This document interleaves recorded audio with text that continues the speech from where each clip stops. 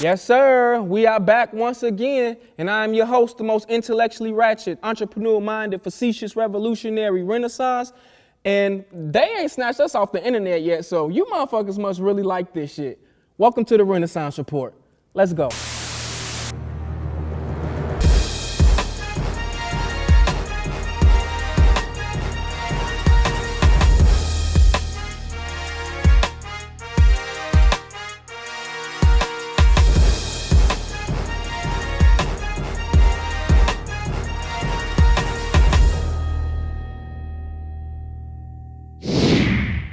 And we are back once again. Like I said, y'all must really love this shit because they ain't snatched us off the internet yet. And I feel fucking amazing about today's episode. In episode 1, we talked about self-evaluation and how to start the process of getting our shit together. Episode 2, we moved on to the power of our mind and the power of our words. We had CEO of Lay Chicago Sneakers come in, Adam Boyd, to give us some game. And it's no different on today's episode. We're going to continue pounding the pavement and getting better. And the topic of today's episode is, are you frugal or are you fraud?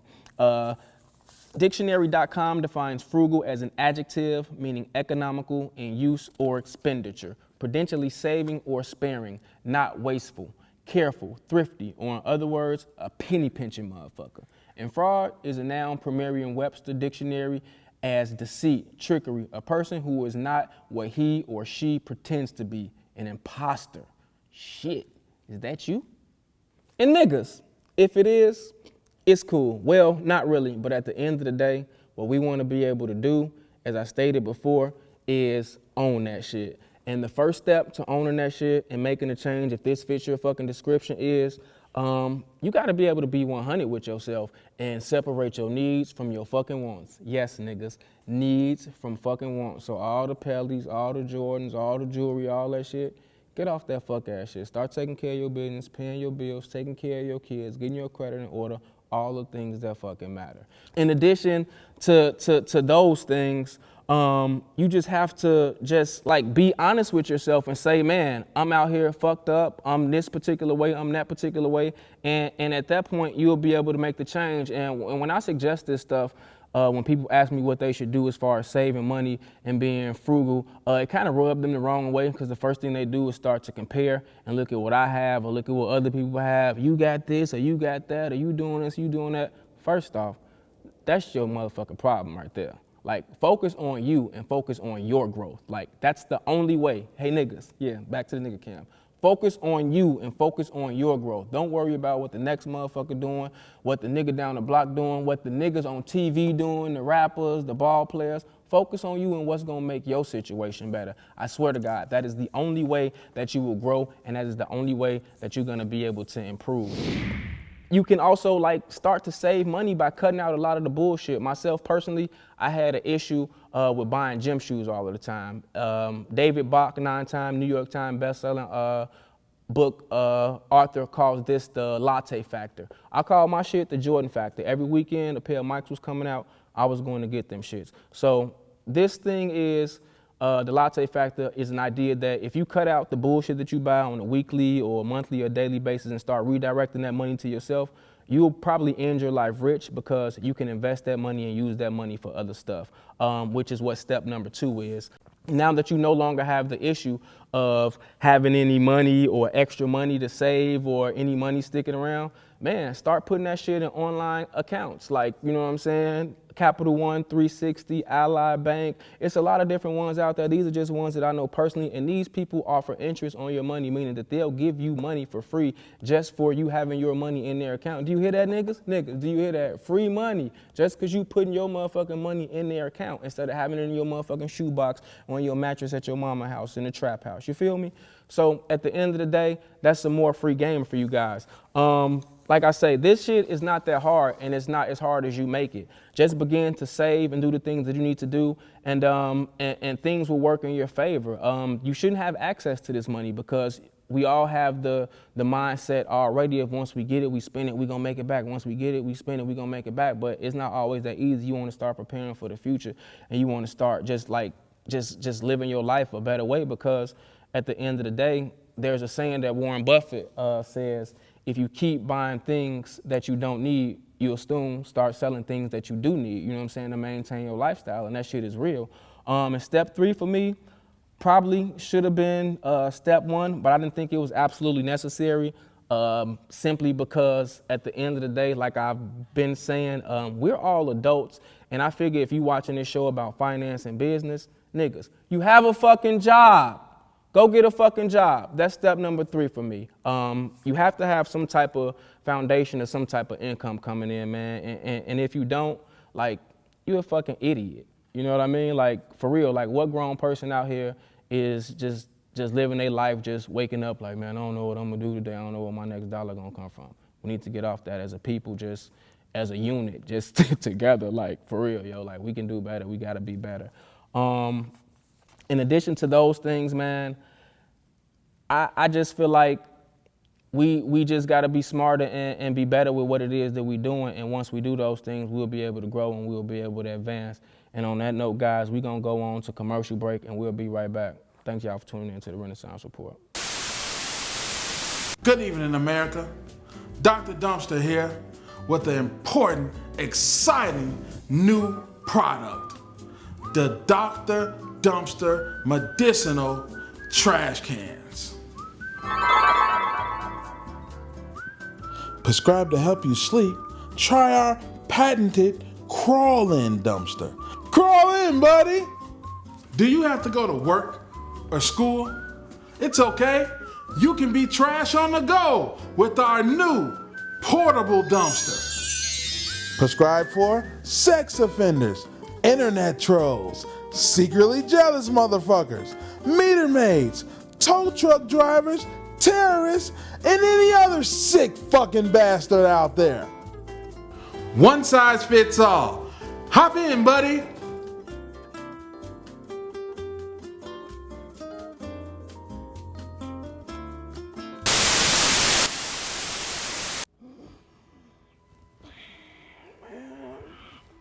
Fuck. It's like Monday again? It's fucking Monday every fucking week. Fuck that shit. I ain't going to work today. Fuck today. Fuck tomorrow. Fuck everybody in it. Is this you? Did you go to school for business management with the hopes of a bright future and potentially owning your own company one day? But all you do is pick up roach droppings? Maybe you're a garbage man with a PhD. You're upset about that. Well, how about you call Renaissance University? At Renaissance University, we give you the skills you need to go out into the world and get the things that you want and desire, instead of settling for a life that's mediocre and less than you deserve. Call 1-800-LIFE-SUCKS. Again, that's 1-800-LIFESUX. Call and take the leap today. Welcome back to the show, y'all. Like we always do at this time, this particular part of the show, I always bring out a special guest for you guys. And this young lady here, I've been knowing about 9 to 10 years, even back when I was rapping. She did all of my photo shoots and everything like that. And I've watched her grow from just waking up at 4 o'clock in the morning, managing Jimmy John's, you know what I'm saying, having to get up at just unreasonable hours, traveling on the train at crazy, scary hours, to growing to them wanting her to open her own Jimmy John's franchise. And the craziest shit was, she walked out on that shit and said no, because she wanted to start her own business as a photographer and also brand her own clothing company. I'd like to introduce to you guys Alexandra Hampton, CEO of Dumb Smart Apparel and also AP Photography. Thank you for coming on the show, Alex. Thank you. Just to get started, I just thank you for being here, because like I said, I know you got a ton of other shit going on and a million other things to be doing, running your companies or whatever the case may be. I'd like to know, first and foremost, how did you get into photography? What sparked your interest in photography? Well, basically, art is something that I've always been into since I was 5, 6 years old. Okay. My mom put me in all kinds of art classes, Okay. and it's just runs in the family. You know, Gotcha. my grandfather was an artist. So the thing is that I started going to school at Columbia College, and my major was fine arts. Okay. And when you're into fine arts, you learn some of everything. And once I got to the photography level, I just really adapted to that skill. Okay. It was just something about being in a dark room that I loved. Okay. And once I got into that, I just took off from there. And that's like real photography when you're talking about dark rooms and developing pictures and different stuff like that. We're not Yeah. talking about Instagram. We're not talking about iPhones. We're not talking about just like your rinky dink, you know what I mean, photography. We're talking about actually getting in there, getting in the trenches and like doing the work and being where you're supposed to be and learning like from the bottom up. Definitely. Okay, that's cool. And what made you want to go into business with photography and transform it from just fun and you just having it as a hobby to actually like monetizing it? Like, you know what, I'm gonna start a company and I'm gonna just do this thing how I'm supposed to and do it the right way. Well, the first thing was that, you know, at the age of 18, I really couldn't afford a camera. Okay. So my aunt paid for my camera, but she told me, basically she was like, if you can pay me back, I'll give you Hell yeah. anything you ever want in life. Okay. And Just responsibility, trying to Yeah. teach you responsibility in a good way. Thank God for aunties, yo. yeah, so when that happened, I had to pay her back. I had to make the money back. So although I was in school, I looked at it as a way to make money as well. So you turned it into a hustle. Yeah. Okay. A way to get my name out there, Okay. you know, and she made her money back. I paid her back. And, you know, although I haven't needed her since then, I'm sure that if I need her ever in life, I could come to her for anything. Because she know you good for it. Just because off that first investment, you done turned that around into something great and turned it into a business. And I'm sure she'd be willing to invest and help into anything bigger than that at this point because she see just her return on investment. Definitely. That's dope. And Dumb Smart, the apparel line, the clothing line, the hats, the hoodies, the t-shirts, all of that stuff. Tell me a little bit about that. How'd you get started with that? How'd you come up with the idea, the name Dumb Smart? Like, where did all of that come from? Well, one day, I've always been into fashion. Fashion is something that I love. So, you know, the way I see Dumb Smart is, you know, some of the decisions that you make in life that you think are not so smart turn out to be some of the best decisions that you have ever made. And sometimes, you know, people look at nerds and things like that as kind of dumb, you know, they look at them like you're a nerd, you know, but those nerds are the ones that's some of the smartest people in the world. The ones So checking the bag, the Bill Gates, the Warren Buffetts, Yeah. all of the motherfuckers who was lame as hell in school, the nerds. yeah, them the ones and that's why checking my the bag, logo, for sure. you know, my logo is a pair of broken glasses. You know, one night I sat down and I designed it myself, and I was like, this is it. You know, this is what I want. You know, and it attracts everyone. You know, it attracts, you know, all cultures, and that's what I love about it. So that's where it all started. That's cool. I like it myself. I got a couple hats. And just kind of sticking with the topic of the show, just how has just like being frugal and just realistic with yourself and not being like fraudulent and fancy helped you in your personal day-to-day life and also in your business life? Oh, it's helped a ton. And like I said, I mean, family's really important to me because I've learned a lot from my family. And when I was younger, you know, I could borrow like $5 from my grandmother and she'll be like, you know, how are you going to get it back to me? And just instilling responsibility, even though she might not have even really wanted it back, just instilling that responsibility. And yeah, and it definitely made me have a mindset of like, how will I do this? How will I save? How will I grow overall? You know, so that's being frugal is very important to me. And during high school, econ was my favorite class. You know, because you learn about the needs and wants. And definitely. From there on out, I definitely that's how I live my life. You know, the needs and wants. Do I need this or do I want it? You know, so that's how frugal plays a part in my life. Absolutely, absolutely. And lastly, to any young people watching or just to any aspiring photographers or young entrepreneurs that would like to start an apparel line or just photography or just walk in your footsteps or just utilize your blueprint to just help them or to help them get ahead, what jewels or what gems would you be able to get them? Just not no cliche shit, nothing typical, just something that just really like just worked for you and something that really mattered to you. Well, for me, the thing is that I never decreased my goals. I just increased my efforts, and that's basically all sums it up. So just work hard for what you want. No doubt, no doubt. And that's Alexandra Hampton, ladies and gentlemen.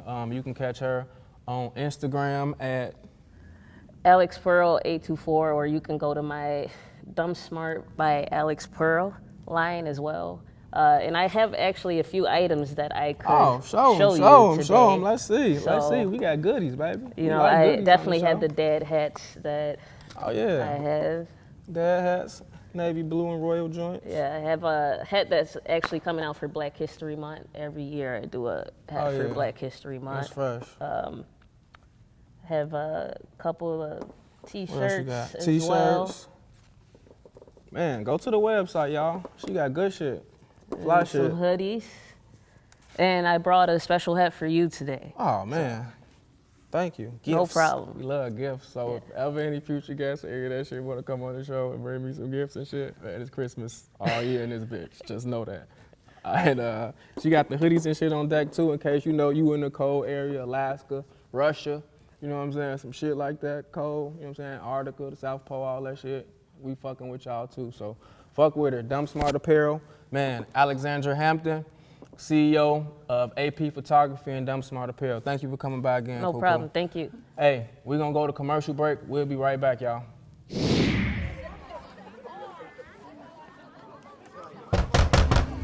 Go up. What's happening, sir? Damn, you ain't even gonna try to hide it this time? Nope. Sit down.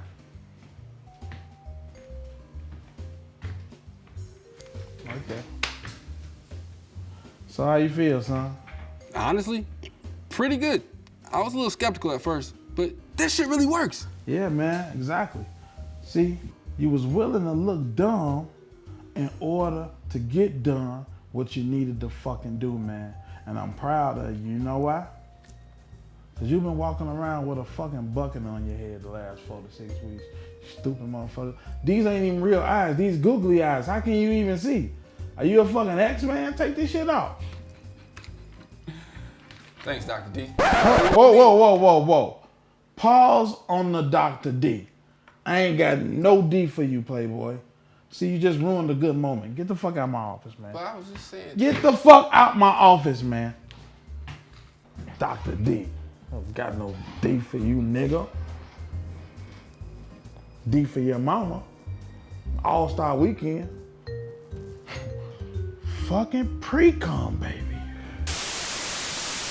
And just like that, beautiful people, we are at the end of another episode. And for me, this is like a double-edged sword because on one end, I love kicking it with y'all, I love having fun with y'all, and I love sharing these things with y'all. But on the other end, ending the episode lets me know that we're growing and we're progressing, and that's what we're gonna continue to do. But as I always do at this time in my outros, I give y'all a little word of advice, but y'all already know what that is. Make sure y'all pay y'all bills and stay the fuck away from these weak assholes. Until next episode.